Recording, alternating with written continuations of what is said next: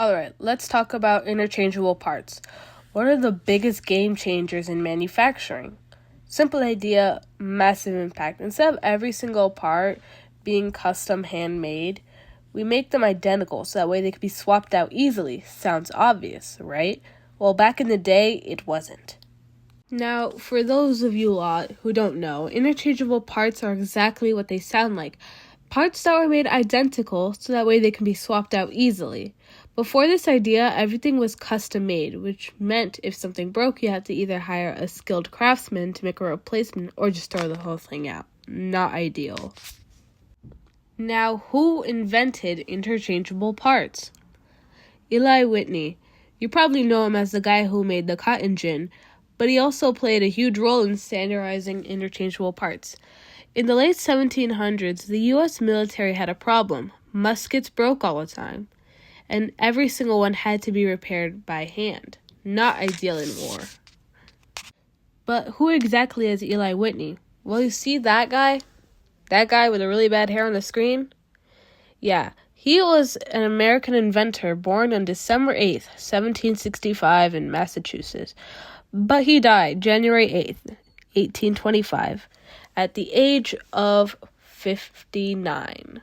So how did Eli Whitney think of making interchangeable parts? Well, in 1798, Eli Whitney wasn't making much money from his cotton gin, so he decided to start making guns instead. He noticed the U.S. was worried about a possible war with France and came up with a new idea, using machines to produce guns faster and more efficiently. His concept of making identical interchangeable parts laid the foundation for mass production in America. While other inventors later used this system in different industries, Whitney helped make it popular and push politicians to create laws that standardized gun manufacturing. So, Whitney pitched the idea, what if all musket parts were exactly the same, so soldiers could just swap out the broken ones? The government loved it and paid him to make a ton of identical muskets, and just like that, manufacturing changed. Now, why is this such a big deal? Before interchangeable parts, everything was custom made. If something broke, you had two options: find a skilled craftsman to make a replacement, or just throw the whole thing out and start over. Super inefficient. Whitney's idea made production faster, cheaper, and way easier to scale. Factories can now mass-produce products instead of spending days making everything one at a time. Okay, now, how did this expand the U.S. exactly? Well, let's zoom out a bit, right? See the bigger picture? More factories meant more jobs. More jobs meant more people moving to cities. And suddenly the U.S. was pumping out weapons, tools, machines, you name it, at an insane rate.